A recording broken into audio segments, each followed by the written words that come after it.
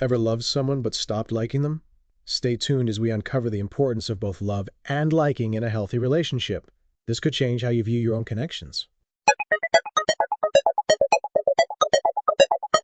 Welcome to Mind Minutes, where we untangle life's daily dilemmas. Today we're diving deep into a tricky relationship dynamic, the interplay of love and like in long-term commitments, specifically marriage. Right, that often overlooked but crucial element of we often hear, I love them, but I don't like them anymore. What does that even mean? It sounds like a riddle. It is complex. It's like you still deeply care, you share a history, a connection, a willingness to support them, but the joy, the ease of being together, it's Gone, faded, like a favorite shirt worn too thin. exactly. And the article we're discussing today really hits on this. It starts with a conversation about a recent divorce, and the reason given wasn't a lack of love, but a lack of liking. Yeah? It's a fascinating distinction, right? The article uses a great analogy. Liking a flower makes you pick it, but loving it means you nurture it daily. That speaks volumes. Absolutely. It highlights that love, that deep-seated connection and commitment, can exist even when the simple pleasure of being around someone has diminished. And that can be the real relationship killer, right? Definitely. Love can be a powerful drive, a primal urge even. It helps us connect, commit. It's essential for survival, evolutionarily speaking. Oh, tell me more about that. Well, think about it. The drive to pair bond, to raise offspring, that's love's doing. It's a complex emotional cocktail of intimacy, passion, commitment, as Sternberg describes it. Right, that makes total sense. But liking, that's different. It's that spark, that enjoyment of someone's company. It's lighter, perhaps, but no less important. Exactly. Liking is spontaneous, effortless joy. You're drawn to their personality, their quirks. It's what fuels those initial sparks of attraction, even love. It's what keeps the day-to-day fun, fresh. And without it, resentment can breed, contempt even. That's the real danger zone, as Gottman points out. You start nitpicking, criticizing, losing respect. Yeah, contempt. What a loaded word. It's that mix of disgust and disrespect, that I'm right, you're wrong mentality. A real relationship killer, huh? Totally.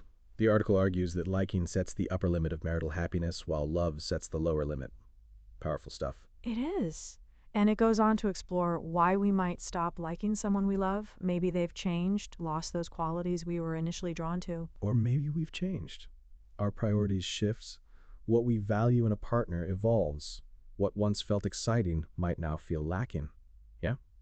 Right? And then the article offers some practical advice for rekindling that sharing hobbies, supporting each other's careers. Reminiscing about positive memories, acknowledging each other's strengths. It's all about fostering that mutual appreciation, that joy in each other's company. Absolutely. It reminds us that isn't just a fleeting feeling. It's something we can cultivate, something we can nurture, and it's essential for a truly thriving, happy marriage. If you're enjoying this conversation, don't forget to like and subscribe for more Mind Minutes. We'll be back tomorrow with another bite-sized bit of mental wellness. So we're back on Mind Minutes, and we're still untangling this whole love versus like thing in marriage. And the article we're looking at has some really interesting practical tips. Yeah, it's not just theoretical, right? It actually offers some concrete advice for couples, like the idea of pursuing individual hobbies. Which seems counterintuitive, right? You'd think spending more time together would be the key. Exactly. But the article suggests carving out time for separate interests actually keeps things fresh. It's about maintaining your own identity within the relationship. It's like having something unique to bring back to the table, right? New experiences, different perspectives. And then sharing those with your partner keeps the connection dynamic. Right. And it emphasizes the importance of sharing those experiences. Don't just go off and do your own thing. Come home and tell your partner about it. It's about mutual involvement, even in separate pursuits. Oh, that's a good point. It's not about separateness, but about having individual passions that enrich the shared experience. What else does it suggest? Well, it talks about supporting each other's careers, and not just in a vague, I'm here for you way, but actively thinking about how you can contribute to your partner's professional growth. Yeah? Like brainstorming together, identifying specific steps you can take to help each other succeed? Exactly. It could be practical things like taking on more household chores so your partner can focus on a big project, or offering encouragement, being a sounding board for ideas. It's about fostering mutual admiration and respect, right? Seeing each other thrive and being a part of that journey. Definitely. And when one of you achieves something, big or small, you both celebrate. That shared joy reinforces the connection. I like that. Celebrating each other's wins. And then there's this fascinating point about revisiting positive memories. Apparently, couples who have a strong bank of shared happy memories have a higher chance of marital success. Oh, that makes sense. Reminiscing about good times reinforces those positive feelings, right? It strengthens the bond. The article specifically mentions things like how you met, your first impressions of each other, favorite shared experiences, even your wedding and honeymoon, those landmark moments that shaped your relationship. It even suggests bringing in a friend or family member to ask you questions, like a fun little interview. That's such a cool idea. It's like actively creating new positive memories around the old ones. And speaking of creating positive experiences, if you're enjoying this conversation, don't forget to like and subscribe to Mind Minutes for more daily doses of mental wellness. We'll be right back with more after a quick message from our sponsors. Welcome back to Mind Minutes. So before the break, we were talking about rekindling that like in a marriage, and the article had some really interesting advice. It suggested making a list. Yeah, a list of positive qualities, like things you admire about your partner. It sounds almost too simple, right? It does, but the article argues that actively focusing on your partner's strengths can shift your perspective. It's about reminding yourself why you were drawn to them in the first place. And not just listing the qualities, right? The article suggests also recalling specific instances when your partner demonstrated those qualities. It's like anchoring the appreciation in real memories. Yeah, that's a good point. So instead of just saying they're kind, you might remember a specific time they helped a stranger or went out of their way for you. It makes it more tangible. Exactly. It's not just an abstract idea, but a lived experience. And the article suggests sharing these lists with each other, kind of a vulnerability exercise, right? Oh, totally. And it's not a one-time thing. The idea is to revisit these lists, update them, especially during times of conflict. It's like a reminder of the good stuff when things get tough. Right. A reset button for those moments when you're hyper focused on the negative. And then the article goes on to talk about verbalizing appreciation. Oh, yeah. Saying, I like you, along with I love you. It seems almost silly, but the article makes a good case for it. It emphasizes the importance of acknowledging the day-to-day things you enjoy about your partner. Exactly. It's about expressing appreciation for those little quirks, those everyday actions that make them. I love you is deep, profound, but I like you is lighter, more immediate. It's about enjoying their company, right? It's like acknowledging the joy they bring to your life, not just the deep connection. And the article specifically mentions how important this is when your partner is feeling down. It's a way to remind them of their worth, their value in your eyes. Hmm. Right. It's a powerful way to offer support and boost their self-esteem.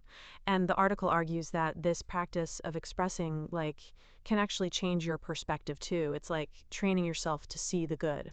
It's about actively cultivating a positive outlook on the relationship, focusing on the things that make you happy, that make you like them. It's a powerful idea. Speaking of powerful ideas, if you're finding these Mind Minutes helpful, don't forget to hit that like button and subscribe to our channel for more daily doses of mental wellness. We appreciate you tuning in, and we'd love to hear from you. Have you ever experienced that I love them, but I don't like them feeling? Share your thoughts in the comments below. We'll be back tomorrow with another Mind Minute. Until then, take care. So, picking up where we left off on this fascinating discussion of love, and like in marriage, this article brings in some really compelling research. Yeah? Like what? Well, or references Sternberg's triangular theory of love, intimacy, passion, commitment as a foundation. Right, a classic. But this article goes a step further, right? It introduces this quadruple theory. Exactly. It adds this crucial fourth element, like. It argues that liking is just as important as the other three components. It's not just about the depth of love, but the enjoyment, the pleasure of being with your partner. Which makes total sense, right? You can love someone deeply and still not enjoy their company. And that can be a real problem. Totally. The article suggests that liking actually sets the upper limit of marital happiness, while love sets the lower limit. So, like love is essential, but liking determines how good the relationship can be.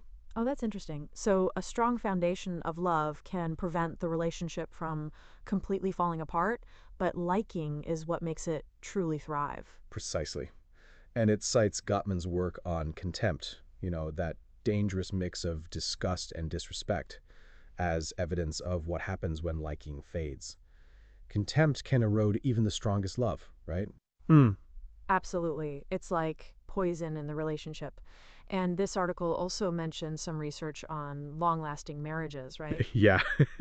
It cites a study on Chilean couples highlighting the importance of shared joy and mutual appreciation in maintaining long-term satisfaction. It's not just about enduring, but about enjoying the journey together. Right. And the article also connects this back to evolutionary psychology, doesn't it? Oh, yeah. It talks about how love, that deep-seated drive to connect and commit, is crucial for survival, for raising offspring. But liking? That keeps things fresh, exciting. It strengthens the bond beyond the purely biological. It's like the glue that keeps you coming back for more, even when the initial sparks of romantic love fade. It's about genuinely enjoying each other's company, day in and day out. If you're finding this conversation helpful, don't forget to like and subscribe to Mind Minutes for more insights into building stronger relationships. We'll be back tomorrow with another Mind Minute.